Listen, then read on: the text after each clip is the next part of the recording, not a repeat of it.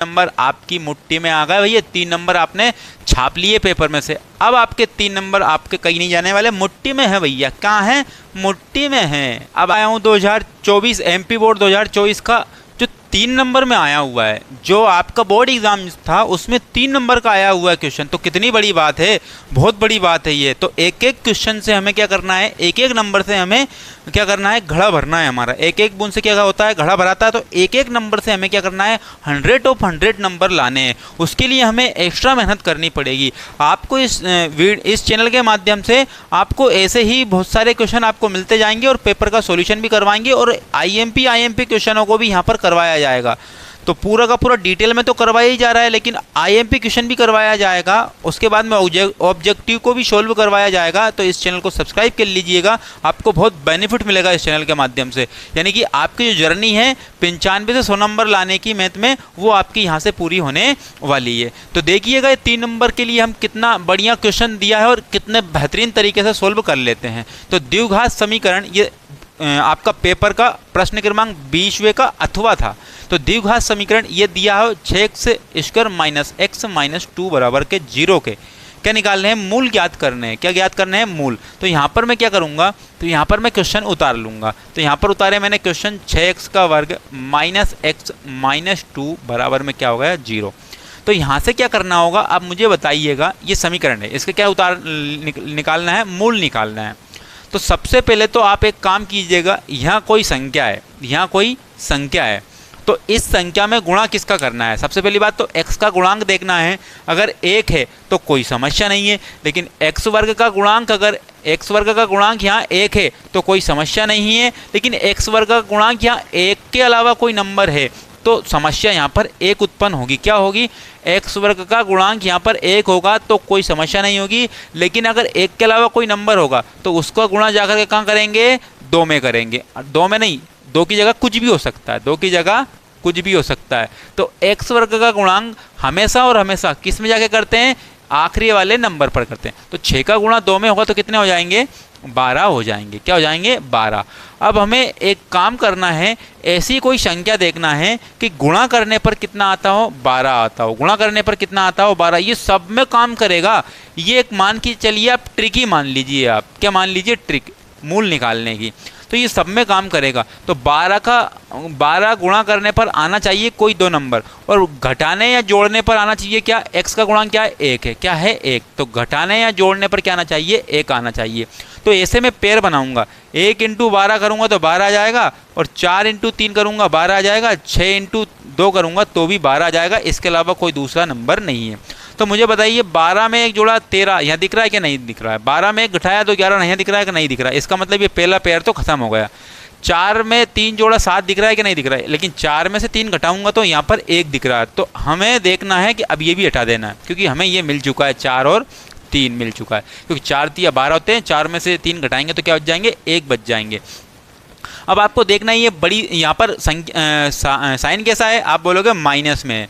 अगर sign minus में है तो बड़ी संख्या क्या होगी, माइनस में होगी, और छोटी संख्या क्या हो जाएगी, प्लस में हो जाएगी। लेकिन यहाँ साइन किसका होता, प्लस का। तो बड़ी संख्या किसकी होती, प्लस की। तो इसको प्लस कर देते और इसको क्या कर देते, माइनस कर देते, इस साइन को देख करके। तो यहाँ पर क्या करना है, इस क्वेश्चन के अकॉर्डिंग, यहाँ पर माइनस था तो बड़ी संख्या क्या होनी चाहिए, माइनस में होनी चाहिए, और छोटी संख्या क्या हो जाएगी, प्लस में हो जाएगी। तो बस हमें क्या कर देना है, यहाँ लिख देना है। तो सेम टू सेम ऐसा कैसा ही उतार देंगे हम। क्या कर देंगे, 6x का वर्ग माइनस क्या उतारा, 4, और यहाँ पर x लगा देंगे, और प्लस का क्या है 3, और 3 में क्या लगा देंगे, x लगा देंगे। तो ये इस 4 माइनस 4x प्लस 3x ये कहाँ से आया, यहाँ से आया घटाने पर, और इनका क्या करेंगे, गुणा करेंगे। 4 3 12 यहाँ पर आ जाएंगे, 6 दूनी 12 करके ये वाली वैल्यू। अब कुछ नहीं करना है, आपको उतार देना है। बराबर में क्या कर लेना है, 0 कर लेना है। 0 चलेगी बराबर में। अब आप क्या करिएगा, जोड़े बनाइएगा। क्या करिएगा, जोड़े बनाइएगा। भैया जोड़े के बिना काम नहीं चलेगा, जोड़ा बनाना ही पड़ेगा, ठीक है ना। तो यहाँ पर देखिएगा, जोड़ा बनाना है। तो जोड़ा बनाना है तो आप देखिएगा, इसमें कॉमन देखना है। तो 1 से और 1 से कॉमन तो दिख रहा है मुझे, लेकिन 4 और 6 में मुझे 2 कॉमन दिख रहा है, कि 2 का भाग 6 में भी जाता है और 2 का भाग 4 में भी जाता है। तो सबसे पहले मुझे 2 कॉमन दिख गया, और साथ में x भी कॉमन दिख गया, तो 2x कॉमन दिख गया। तो आप देखिए, जब 2 का भाग 6 में दोगे तो कितना बचेगा, 3 बचेगा। 2 का भाग दे दिया। अब यहाँ पर देखो, यहाँ x की घात 2 थी, उन 2x में से एक x तो मैंने यहाँ ले लिया, तो यहाँ बचा कितना होगा, एक x से बचा होगा तो यहाँ उतार दिया। साइन केस का मिला, माइनस का मिला। अब 2 का भाग 4 में देंगे तो कितनी बार जाएगा, 2 बार जाएगा। और यहाँ एक सिंगल x था, वो तो हमने यहाँ ले ही लिया, बस कुछ नहीं बचा यहाँ पर।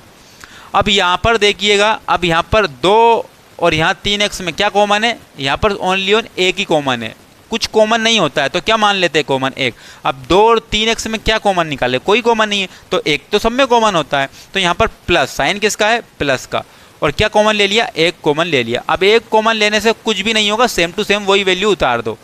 3x लिख दिया, माइनस के क्या कर दिए 2, तो एक कॉमन लेने से कोई फर्क पड़ता है क्या, नहीं, सेम टू सेम वैल्यू वही उतार दो। और बराबर में क्या चल रही है, 0 चल रही है। तो इसमें से भी क्या करोगे आप, अब मैं आपको एक तरीका बताऊंगा, बोलने का तरीका बताऊंगा। आप कॉमन नहीं ले रहा हूं, मैं कॉमन नहीं ले रहा हूं। अगर ये वैल्यू और ये वैल्यू समान आ जाती तो समझ लिया करो आपके जो गुणनखंड है ना, गुणनखंड वो आपके बहुत बढ़िया सही निकले। तो 3x माइनस 2, 3x माइनस 2 जब सेम सेम आ रहा है तो इसको एक बार लिख लीजिएगा, 3x माइनस के 2 एक बार लिख लीजिएगा। उसके बाद में बचा क्या है, 2x बचा है, और प्लस में क्या बचा है, 1 बचा है, उसको एक बार लिख लीजिएगा। बराबर में क्या कर लीजिएगा, 0 कर लीजिएगा। तो यहाँ पर एक काम कीजिएगा, सबके बराबर में क्या लगा दोगे, 0 लगा दोगे। बराबर में क्या लगा दिया, 0 लगा दिया। उसके बाद में यहाँ पर क्या करोगे, 2x प्लस में क्या लगा दिया, बराबर में 0 लगा दिया। अब यहाँ पर 3x करोगे, बराबर उधर जाएगी वैल्यू किसकी हो जाएगी, प्लस की हो जाएगी, 2 आ जाएंगे। अब यहाँ पर और आगे चलते हैं, तो x बराबर क्या है, 2, और 3 गुणा में थे तो बराबर के उधर जाएंगे तो किस में हो जाएंगे, बटे में हो जाएंगे। तो x की वैल्यू तो एक ये आ गई।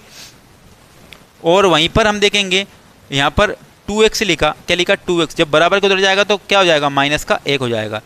तो x बराबर माइनस का 1, और जब ये गुणा में वैल्यू थी वो कहाँ चली जाएगी, बटा में चली जाएगी, यानी कि x की वैल्यू हमने यहाँ पर 2 निकाल लिए। अब 2 निकाल लिए तो हम यहाँ बोलेंगे अतः द्विघात